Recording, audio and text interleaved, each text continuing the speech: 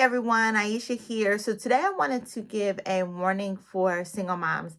So I saw a picture on social media, and as soon as I saw it, a warning from parents came to mind. And so hopefully you can see this picture. So here's a picture.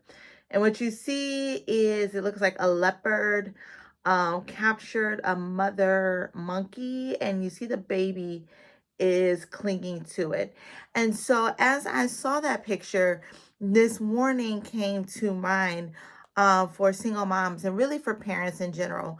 And it says that your decisions impact your children, good or bad. And you see in this picture, I'll put it up again.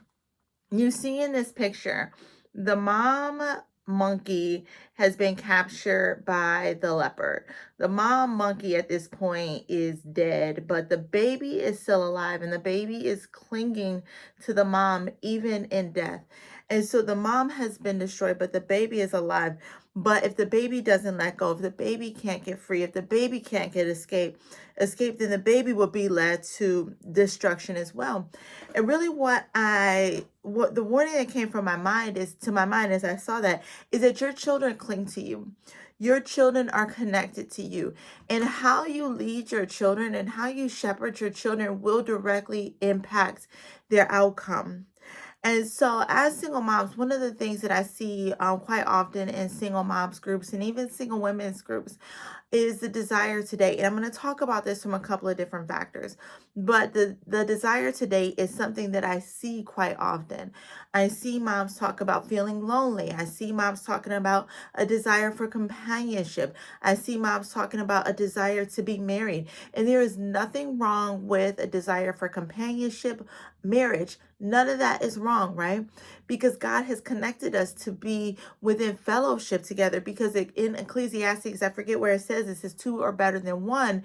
If two are together, they can stay warm, and a triple braided cord is not easily broken. And even when we see in the garden, Adam and Eve, Adam wasn't good until he had Eve. Eve was his helpmeet for him. So God has created us to live in fellowship, in union, in marriage between a man and a woman, right? And so it's not ungodly to have those desires. It's not wrong to have those desires for marriage. The problem is that when those desires turn into lust and lack of discernment begins to happen about who it is that you are dating, and lack of discernment around how to have the proper protocols to be able to protect your children.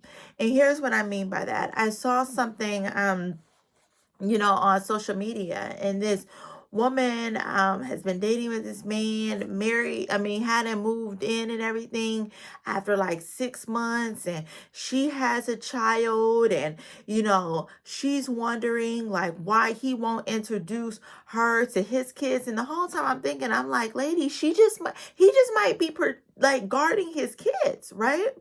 About having just people in and out of the kids' lives. And that is one of the dangerous things that I see with women who are dating. It's they allow these men who they're dating to have access to their kids. Sometimes the men are allowed to babysit their kids. Sometimes the man is picking, like, it's too much access, being alone with the children, right? Being moved in with the mom and the child, or the mom and the child is moved in with him. And I hear these stories. I remember being in conferences, and these grown-ups are talking about how they were, abused many types of way by these men who these women, who these moms allowed in their lives because of that desire for companionship. And so when we look at this picture right here, right, that desire for companionship, that desire, that lack of discernment ended up leading the children to destruction because they were exposed to things that they had no business being exposed to, and they ended up abused. And I see that even, I saw a story recently about how it was actually the dad who allowed the new girlfriend to be around the kids, and the new girlfriend was physically and mentally abusing the children. And so the decisions that we make in terms of dating can lead children to destruction. And I never forgot this. I remember the scene, right? But I don't quite remember the movie. I remember it was Loretta Devine. I think it was in the movie Woman Thou Art Loose. I think it was in there. Um, but I might be wrong on the movie, but I think I was pretty certain it's Loretta Devine. So she was a single mom, right? And she was in this store, and this man, she was in the store with her young daughter. Her daughter was probably like around 10 years old, 8, 10, 12, something along those lines. But the man in the store, he was actually staring at the little girl, right? And then he approached the mom because he wanted access to the daughter. And so, ladies, I need you to use discernment when you are dating.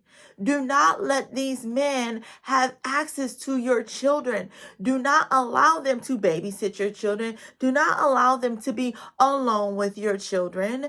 Do not bring any old body that you happen to be dating around your children. Have standards, protocols, and protection for your children so your children don't get led into destruction by your decisions. And I'm not saying this to judge. I'm not saying this to say you can't have companionship. I'm not saying that. I'm not saying that a desire to be married at some point is wrong. It is right. God has created you for that. But what you need to do is during the courtship process, protect your children. And don't just let anyone babysit your children, and that includes family, right? This includes family. I remember seeing something before that talked about babysitting, right? And how sometimes, especially as single moms, the cost of babysitting can be high, right? And it said free isn't always free. Because if your children get abused, if your children get exposed to something that they shouldn't have, if your children then it's not free. It was very costly for your child. So even in your quest for babysitting, vet the people.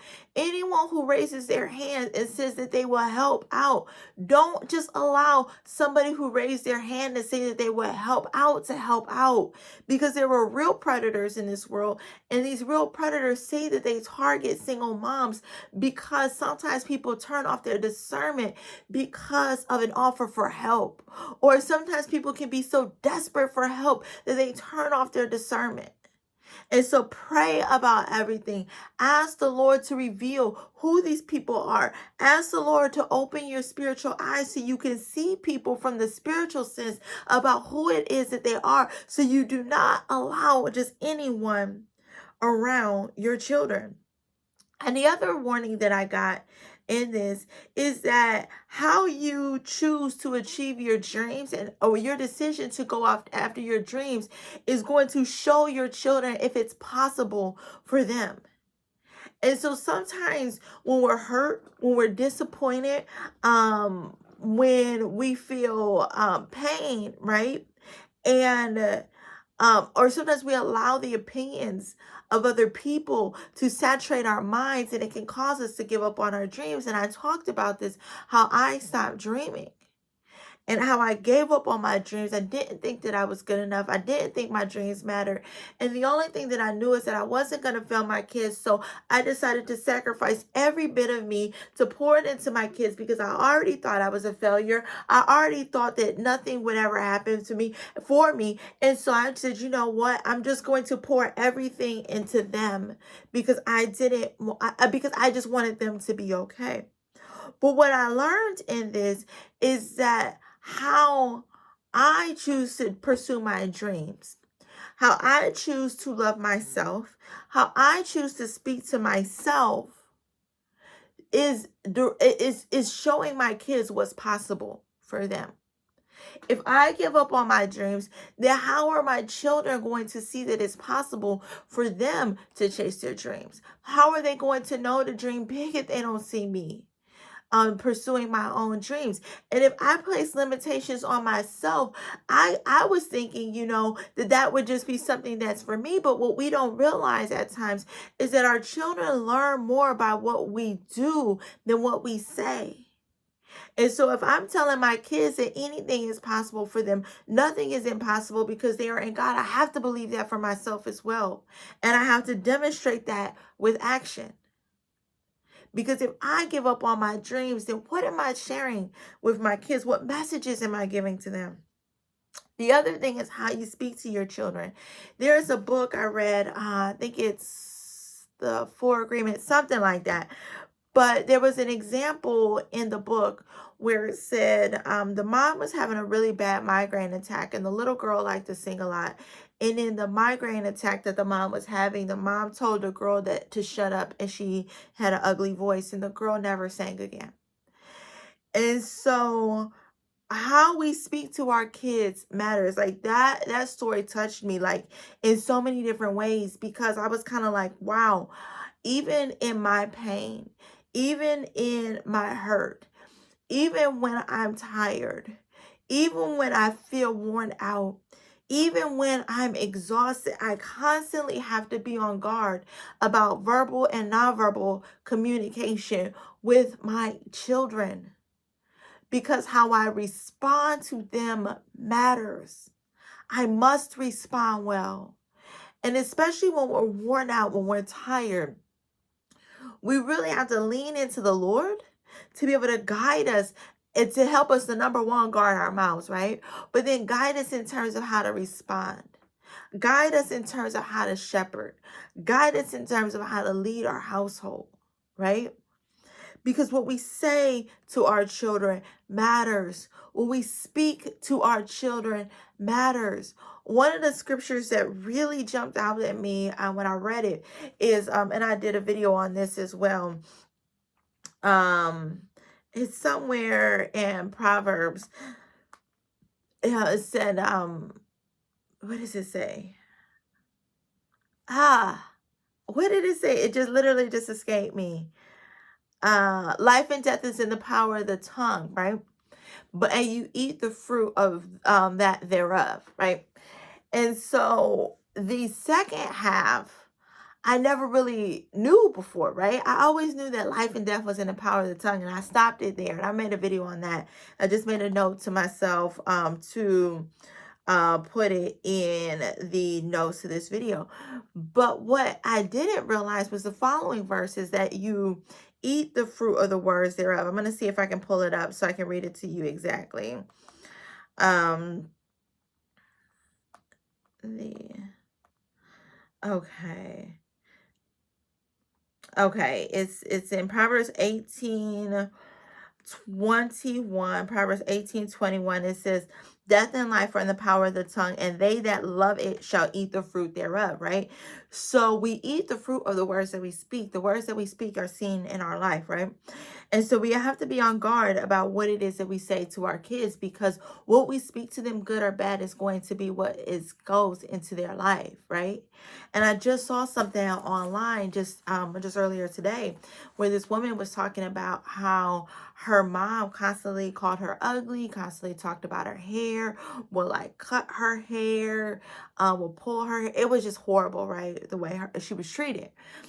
And she ended up she was supposed to go out and speak to an audience, and then all of a sudden looked at something in her hair and it wasn't right. And it literally brought her back to that point where she was a little girl, and she was so triggered, she shut down. I don't even know if she made it to her speaking engagement. She was like literally shut down, replaying all of those negative words that were spoken over her life. And I think she even talked about how the words of her mom impacted the decisions that she made, even as an adult. And so our words matter. How we speak to our words matter. How we speak to our children matters. And if we're not fully healed, then it's going to be difficult to be able to speak those loving and uplifting words to our children. Because ultimately, even what Jesus said, what is in the heart comes out of the mouth. And so how you love yourself matters, because your children are learning how to love themselves by watching how you love yourself. Your children are learning how to have a relationship with God by watching you have a relationship with God. If you truly walk the walk, walk the talk, right? And if you truly have a relationship with God, then your children will learn how to do that through you. But you can't tell your children something that you don't do yourself. And I remember one time somebody asked me, I was at a coffee shop and the barista asked, he said, what's the biggest lesson that you learned in motherhood? Or what's the hardest thing about motherhood? And I was about to say lack of sleep. And I stopped myself and I said, being the person that if my children say that they want to be like me, I wouldn't be embarrassed. I would be proud of that. And so that has been my guiding model, right? And to be that person who, if my children says that they want to be like me, I can be proud of that because I know that I'm walking healed. I know that I'm walking whole. I know that I'm making good decisions. And I know most and foremost that my foundation is in Jesus Christ, the author and perfecter of my faith, the cornerstone of my life, and I'm representing him well. That's what I desire for my children. And the other thing is financial management. And being someone who was taught personal finance for years, right? I remember there have been a number of workshops where I've asked people, how did they learn how to manage their money? And so most of the people say they learned it from their parents. And the vast majority of the people who say that they learned it from their parents, who said that they had a bad relationship with their money, said that their parents had a bad relationship with their money. And those who had a good relationship with their money and those who were managing their money well and in a healthy manner, they said that they watched their parents do that. And so, good or bad, how their parents managed their money mattered. Their kids learned through their parents how to manage their money, whether it was good or bad. And there were a very few in those workshops who said that they had good or bad money management skills because they were intentionally doing the opposite. Some thought that their parents saved too much, so then they ended up becoming spenders because they never got to spend growing up. But then it was interesting to see the people who decided to be very healthy with how they managed their money, didn't go into debt, had solid savings, used the budget and everything. And they said it was because they witnessed their parents not doing that, and it was so destructive to their home that they didn't want to follow in those footsteps. So they learned. And so our spending habits matter. And so I keep going back to that picture, right? Because what we do, and I want to make sure that I said everything. What we do has a direct impact on how our children thrive, how they live, if they will be successful. Um, it's just so much of that is directly related to how we live and even how we heal. How we heal, how we submit to the Lord, how we trust Him is going to be really the thing that encapsulates it all. Because healed people walk differently, healed people make different decisions, healed people live differently, healed people move differently, healed people spend differently, healed people make better and healthier decisions. And so I just wanted to caution you that if you are on a path to destruction, then you can lead your children down that path as well. But if you are on a path towards life and just the light of the Lord, then you can lead your children down that path as well. But the decision is up to you. And so I encourage you to choose the path of light, love, and the Lord. I encourage you to use discernment, to make good decisions, to heal, to walk whole in wholeness, to love your children, to speak well to them, to encourage them, to equip them, and for you to walk in the ways of the Lord, so that way you can teach your children that. The Bible says in Deuteronomy 6, I think 6 through 9. I'm gonna look it up real quick. Pretty certain it's Deuteronomy 6. Deuteronomy 6. Okay, yeah. It says, And these words, he says, you shall love the Lord your God with all your heart and with all your soul and with all your might. And these words that I command to you today shall be on your heart. You shall teach them diligently to your children and talk of them when you sit in your house and when you walk by the way and when you lie down and when you rise. And so the instruction was to teach those things to the children. But first, those things had to be learned by the parents and lived out by the parents so that they could teach them to the children. The instruction to teach them to the children did not come before the instruction for the parents to love the Lord their God with all their soul and all their might. And so the parents couldn't teach the children as something that they didn't have. They had to have it first. So then they can teach their children. And so I encourage you to make good decisions. And this even goes for your work as well. The job that you have can impact your children, right?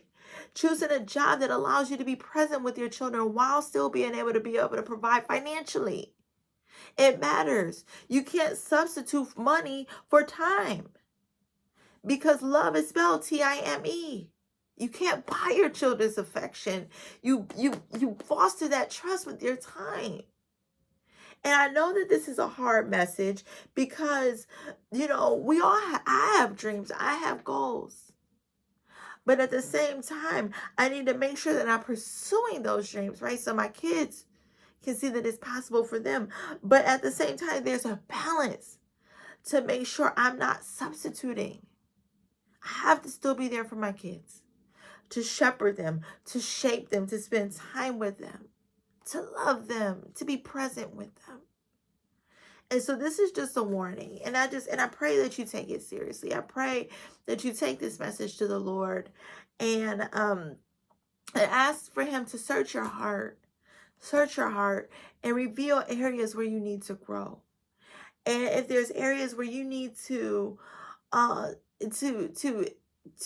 take away a certain habit, certain decisions, maybe even ungodly desires, and substitute them for his truth, for his love, for his for his security, for his restraint, whatever it is it might be.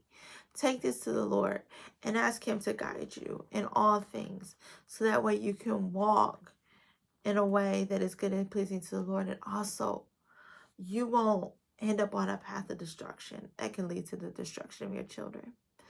And so I just want to encourage you as well to check out my book, Navigating the Impossible, a survival guide for single moms from pregnancy through the first year of motherhood.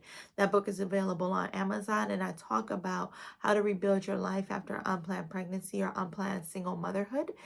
And just navigating those really important times in pregnancy through the first year of motherhood so that way you can lean well. And I talk about this from a spiritual, mental, financial, and also tangible perspective to be able to set up your life in a way that allows you to move forward and thrive. So thank you for tuning in. Make sure you grab the book, Navigating the Impossible, a survival guide for single moms from pregnancy through the first year of motherhood on Amazon. And I encourage you to give me a thumbs up. Love it. I love this video. Subscribe, share with a friend, and leave a comment and let me know how this has helped you.